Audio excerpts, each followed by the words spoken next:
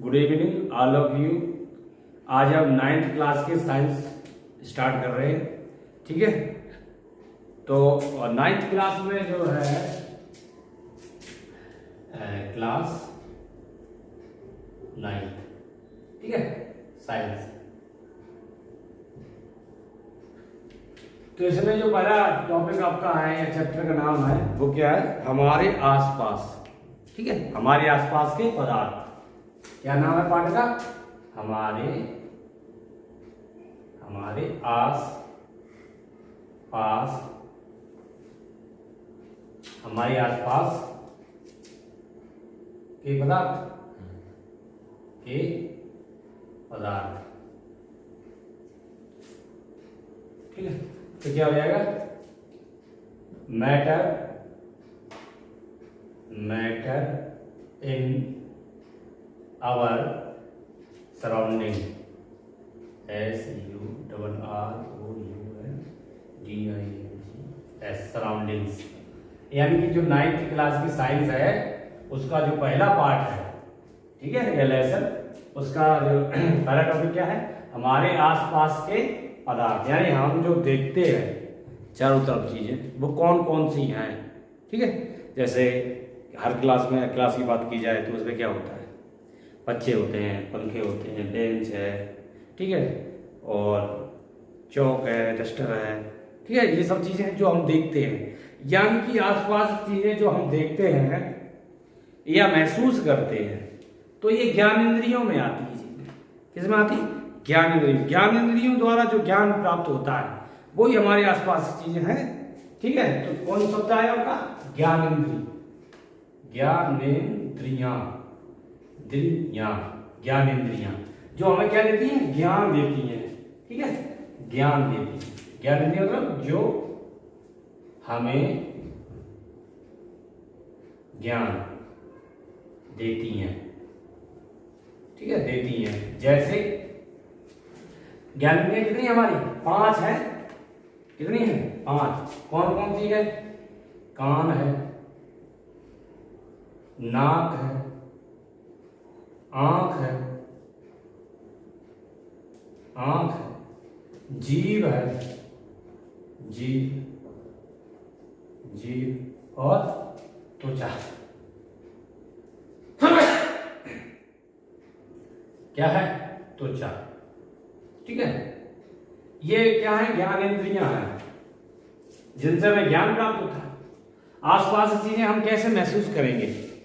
ज्ञान इंद्रियों द्वारा ही करेंगे। तो ये क्या है? कान क्या है? कान से हम सुनते हैं, नाक से सूंघते हैं, आंख से देखते हैं, जीभ से स्वाद, ठीक है, और त्वचा से महसूस करना, ठीक है। हाँ, लिसनिंग, स्मेलिंग और सीइंग और टेस्ट और फीलिंग, ठीक है।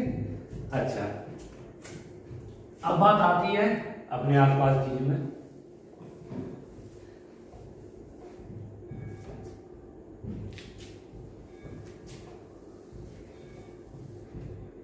हाँ, पदार्थ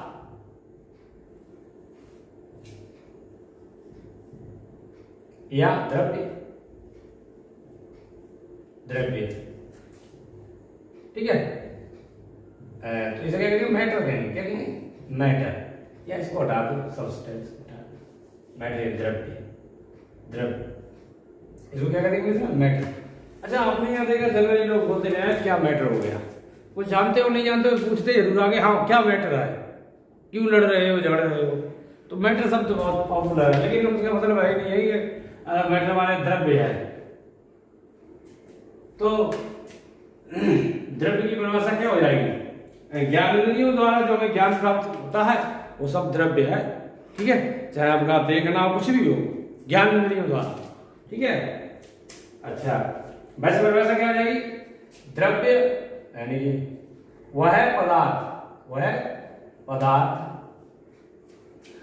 पदार्थ जो स्थान घेरता है। क्या घेरता है?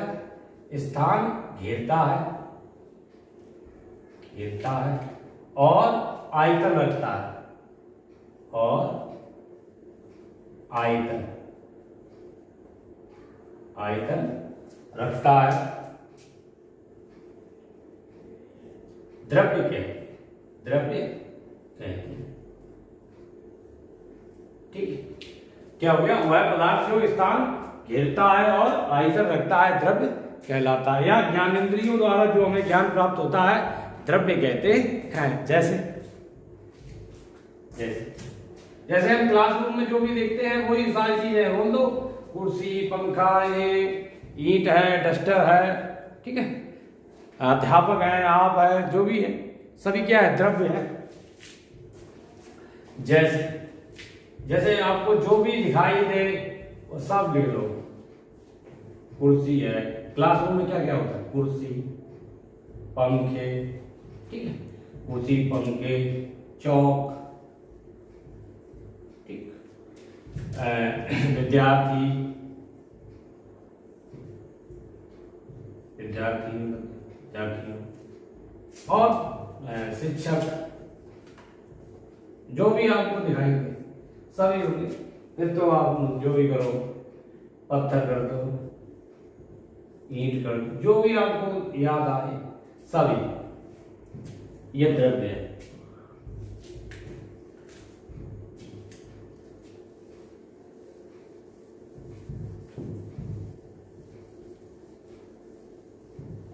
अब जैसे होती है द्रव्य के प्रकार,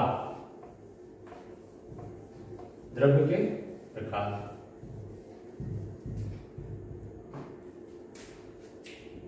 द्रव्य के प्रकार, ठीक है, types of matter, types of matter, द्रव्य के प्रकार, ठीक है। पहले जो थे, अगर उन्हें द्रव्य का प्रकार पढ़ाया जाता तो 3 प्रकार के थे, ठोस, द्रव, गैस। लेकिन वर्तमान की जो सिचुएशन है, कंडीशन है, उसके अनुसार कितने हैं? 5 हो गए हैं, 2 बढ़ गए, एक प्लाज्मा, एक बोस, आइंस्टाइन, कंडेंसर। तो इसमें क्या हो जाएगा आपका प्रकार?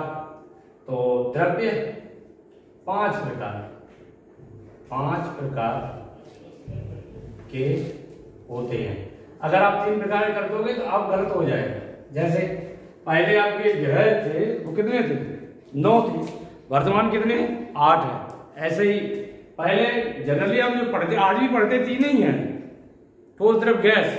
लेकिन अवस्थाओं की बात आती है तो 5 में चला जाता है, ठीक है। 2 नई अवस्थाएं खोजी गई हैं जिसमें अभी रिसर्च चल रही है, लेकिन उसके बाद थोड़ी थोड़ी डेवलप हो रही है, थोड़ा थोड़ा पढ़ाया जाता है उनके बारे में। जैसे आपने पढ़ा होगा, पहला ठोस, दूसरा द्रव, तीसरा गैस। ये तो आपने खूब पढ़े और पढ़ाए गए भी है। लेकिन प्लाज्मा एक है, क्या है? प्लाज्मा, यह नई अवस्था है। और एक क्या है? Bose, Bose, Einstein, Bose, Einstein, condensate, condensate, ठीक है। ये 2 नई अवस्थाएं हैं। कौन सी? एक प्लाज्मा और एक बोस, आइंस्टाइन, कंडेंसेट, ये नहीं है। प्लाज्मा माने क्या होता है? प्लाज्मा माने होता है उत्तेजित अवस्था, जिसमें बहुत ज्यादा गर्मी होती है, ठीक है। जैसे तुम्हारे फॉर एग्जाम्पल में सूरज है, ठीक है, सूरज है, आपके चांद सितारे है, इनमें बहुत ज्यादा हीट होती है, गर्मी होती है। अपनी भाषा में समझो, जैसे अब हम और आप लोग हैं, दौड़ लगाते बहुत जोर से, देखो चेहरा एकदम लाल हो जाता है, तो उत्तेजित अवस्था में आता है, ठीक है, एकदम गुस्सा में लड़ने मिलने की बातें होने लगती हैं, तो ऐसे में बोस, आइंस्टाइन, कंडेंसेट, ये अति सूक्ष्म है। कैसी है? अति सूक्ष्म है, इसको लैब में ही बना सकते हैं आप। तो इन दोनों का भी अध्ययन चल रहा है, ज्यादा अभी अध्ययन है नहीं, तो इन दोनों पर ज्यादा चर्चा नहीं की जाती, लेकिन बताया जरूर जाता है। प्लाज्मा क्या है? एक उत्तेजित अवस्था है, यानी कि बहुत ही ज्यादा हीटेड, ऊर्जा वाली अवस्था, जैसे सूरज है, चांद सितारे आपके, इनकी बात होती है, ठीक है। अब बोस, आइंस्टाइन, कंडेंसेट, ये बहुत ही सूक्ष्म है, ठीक, लैब में ही होते हैं। अब देखो ठोस, गैस, द्रव, हम इन्हें कंपेयर भी करेंगे, तुलनात्मक अध्ययन, और अलग अलग भी पढ़ेंगे। ठीक है, तो एक एक पार्ट को अलग अलग तरीके से समझाएंगे।